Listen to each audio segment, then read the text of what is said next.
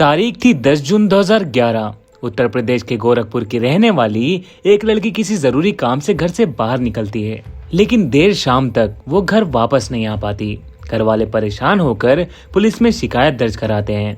एक जवान लड़की के गायब होने की खबर से शहर भर में हंगामा हो जाता है। पुलिस उस लड़की की खोजबीन में लग जाती है।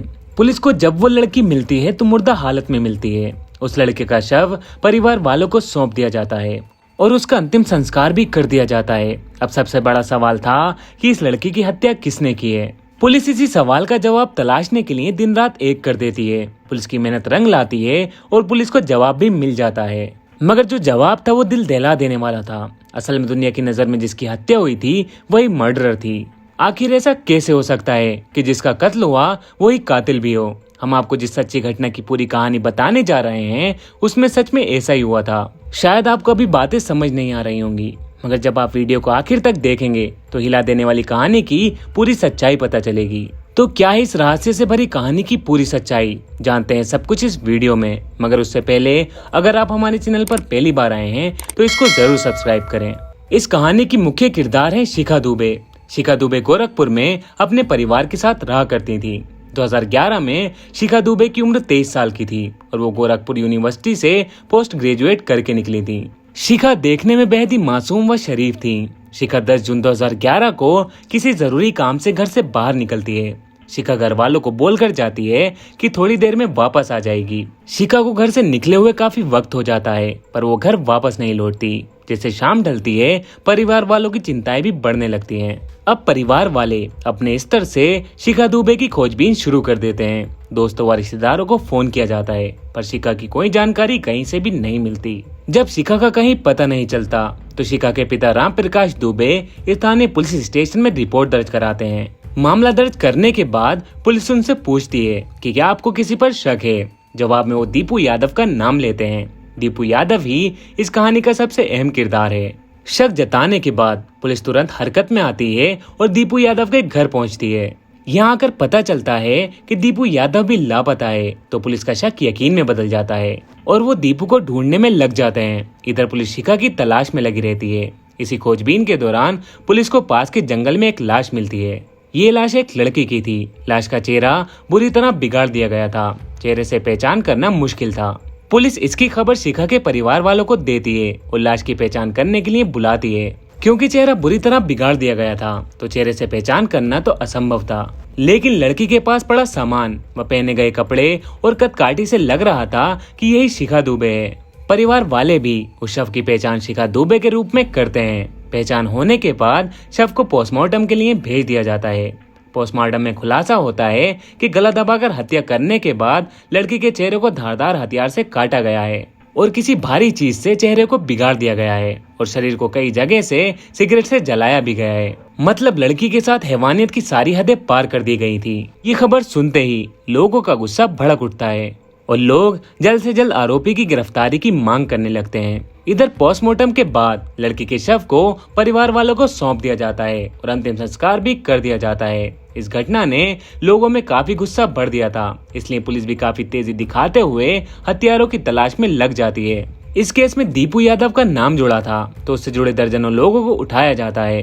मगर कहीं से भी दीपू यादव का पता नहीं चलता। काफी मेहनत के बाद दीपू यादव का एक बेहद करीबी दोस्त पुलिस के हाथ लगता है, जो पूछताछ में खुलासा करता है कि दीपू यादव अक्सर सोनभद्र आया जाया करता था और पिछले कुछ दिनों में उसने सोनभद्र का जिक्र भी कई बार किया था। अब गोरखपुर पुलिस सोनभद्र का रुख करती है और दीपू यादव की तलाश में वहां का कोना कोना छान डालती है और इसी छानबीन के दौरान वो एक ऐसे घर के पास पहुंचते हैं जो अंदर से बंद होता है। पुलिस वाले उस घर का दरवाजा खटखटाते हैं तो एक लड़की दरवाजा खोलती है। दरवाजा खोलने वाली लड़की को देखकर पुलिस वालों के पैरों तले जमीन खिसक जाती है, क्योंकि दरवाजा खोलने वाली लड़की कोई और नहीं शिखा दुबे ही थी। जिस शिखा दुबे के कातिल को पुलिस तलाश कर रही थी वही शिखा दुबे पुलिस के सामने खड़ी थी। पुलिस मामला समझने की कोशिश करती है और घर में दाखिल होती है। घर के अंदर का नजारा और भी हैरान करने वाला था। घर के अंदर कोई और नहीं, इस क्राइम का मुख्य सस्पेक्ट दीपू यादव था। अब सवाल ये था कि जिस शिखा दुबे की हत्या हुई थी वो तो पुलिस को जिंदा मिल गई थी, मगर जिस लड़के का अंतिम संस्कार किया गया था वो कौन थी और उसकी हत्या किसने की थी। पुलिस इन सभी सवालों का जवाब तलाशने में लग जाती है। और इन सभी सवालों का कोई सही जवाब दे सकता था तो वो सिर्फ शिखा दुबे और दीपू यादव ही थे। पुलिस इन दोनों को गिरफ्तार करके गोरखपुर ले आती है। यहाँ इनसे पूछताछ का सिलसिला शुरू होता है और जो खुलासा होता है वो हिला देने वाला था। शिखा बताती है कि दीपू यादव उसके पड़ोस का ही रहने वाला है और वो उसी के कॉलेज में पढ़ाई करता था। कॉलेज के ही दिनों में उससे उसकी मुलाकात होती है और दोनों एक दूसरे से प्यार करने लगते हैं। दुनिया की नजरों से बचकर एक दूसरे से मिलने भी लगते हैं और साथ जीने मरने की कस्में भी खाते हैं। मगर इस रिश्ते की खबर शिखा के परिवार वालों को भी लग जाती है और वो शिखा पर पाबंदी लगा देते हैं। इस तरह दोनों का मिलना बंद हो जाता है। कुछ दिनों तक वो सामान्य रहते हैं, मगर मौका मिलते ही दोनों फिर से मिलने जुलने लगते हैं।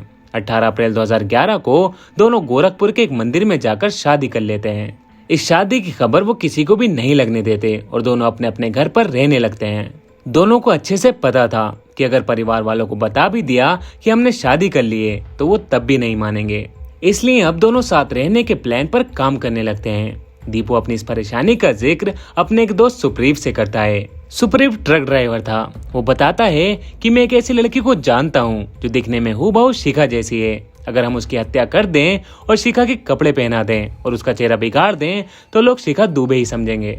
फिर तुम दोनों किसी बड़े शहर में जाकर बड़े आराम से रह सकते हो। दीपू को सुप्रीव का ये आइडिया बहुत पसंद आया। अब वो इस प्लान को अंजाम देने में लग जाते हैं। सुप्रीव शिखा दुबे की तरह दिखने वाली पूजा कुमारी नाम की लड़की से कांटेक्ट करता है और उससे कहता है कि मैंने तुम्हारे लिए एक नौकरी देखी है, 1 महीने की पगार भी एडवांस में दी जाएगी। पूजा कुमारी की उम्र लगभग 25 वर्ष थी। उसकी एक बेटी भी थी। पूजा की आर्थिक स्थिति काफी खराब थी। जब सामने से ऑफर आता है तो पूजा मना नहीं कर पाती और वो सुप्रीव से मिलने को तैयार हो जाती है। सुप्रीव इस बात की खबर दीपू और शिखा को देता है और तय किया जाता है कि 10 जून को प्लानिंग को हकीकत में बदला जाएगा। प्लानिंग करने के बाद सुप्रीव अपना ट्रक लेकर सोनभद्र से गोरखपुर के लिए निकल जाता है ताकि वो पूजा को अपने साथ ले सके। इधर तय समय अनुसार शिखा भी अपने घर से निकलकर दीपू से मिलती है और दोनों बाजार जाकर नए कपड़ों की खरीदारी करते हैं। अब सुप्रीव भी पूजा को लेकर वापस आता है और ट्रक को एक जगह रुकाता है और कहता है कि वो लोग तुमसे यहीं आकर मिलेंगे और तुमको काम देंगे। कुछ ही देर में दीपू और शिखा भी वहां पहुंच जाते हैं। कुछ देर बात करने के बाद दीपू और सुप्रीव पूजा का गला दबाकर हत्या कर देते हैं। हत्या करने के बाद शिखा अपने कपड़े पूजा को पहना देती है और अपना सारा सामान उसके आसपास फेंक देती है। सुप्रीव ट्रक से एक लोहे की रोड निकाल कर लाता है और दीपू से पूजा के चेहरे पर बड़ी बेरहमी से वार करता है और वो तब तक नहीं रुकता जब तक कि पूजा का चेहरा बुरी तरह नहीं बिगड़ जाता। यही नहीं, वो उसके शरीर को सिगरेट से भी जलाते हैं ताकि इस मामले को दूसरा रूप दिया जा सके। हत्या करने के बाद दीपू व शिखा दुबे तुरंत वहां से सोनभद्र की तरफ भाग जाते हैं, जबकि सुप्रीव अपने एक दोस्त बलराम के साथ मिलकर शव को वहां से उठाकर सरयू कैनाल के पास जंगलों में लाकर फेंक देता है और फिर छुप जाता है। कुछ दिन तक तो दीपू और शिखा दुबे का प्लान अच्छे से काम करता है, मगर जैसे ही शिखा दुबे पुलिस के हाथ लगती है तो इनके राज से पर्दा उठ जाता है। शिखा और दीपू के इस खुलासे को सुनकर हर किसी के पैरों तले जमीन खिसक जाती है। हर कोई हैरान था कि मासूम सी दिखने वाली लड़की इतने बड़े जघन्य अपराध को अंजाम दे सकती है। अपने प्यार के साथ रहने के लिए एक 3 साल की बच्ची के सर से उसकी माँ का साया छीन लिया। जब शिखा को उसके पिता के सामने लाया जाता है तो एक पल के लिए उनको यकीन ही नहीं होता कि जिस बेटी को मरा समझकर अंतिम संस्कार तक कर चुके थे वो अब उनके सामने खड़ी है। वो उसको छूकर यकीन करने की कोशिश करते हैं कि वो जिंदा है और कहते हैं जितने बड़े अपराध को इसने अंजाम दिया है अब इसको जिंदा रहने का भी कोई हक नहीं, ये अब मेरे लिए मर चुकी है। इन सभी खुलासों के बाद पुलिस दीपू यादव, सुप्रीव, शिखा और बलराम को गिरफ्तार करते हुए जेल भेज देती है। जिस शिखा का कहानी के शुरू में कत्ल होता है वही कहानी के आखिर में कातिल निकलती है। फिलहाल इस केस की स्थिति क्या है आपको सुनकर यकीन नहीं होगा। साल 2011 में घटी इस घटना के आरोपी कुछ सालों बाद जेल से बेल लेकर बाहर आ जाते हैं। जेल से बाहर आने के बाद शिखा दुबे और दीपू यादव अलग अलग शादी करके अपनी एक नई दुनिया बसा चुके हैं और आज भी इस केस की फाइलें अदालत में धूल फांक रही हैं। तो ये थी शिखा दुबे मर्डर केस की पूरी कहानी। मैं उम्मीद करता हूँ आपको ये कहानी जरूर पसंद आई होगी। अगर कहानी पसंद आई है तो इसको लाइक और कमेंट करके जरूर बताएं और आगे ऐसी नई कहानियों के लिए आप हमारे चैनल को सब्सक्राइब भी कर सकते हैं।